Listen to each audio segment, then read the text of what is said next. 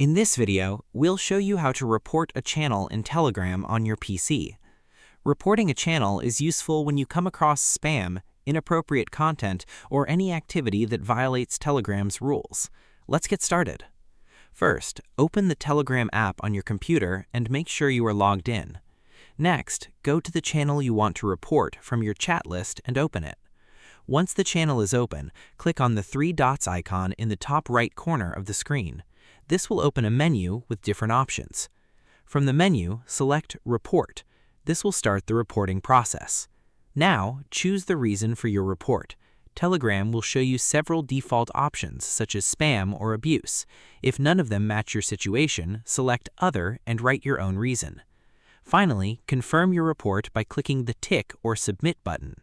And that's it. You've successfully reported a channel in Telegram.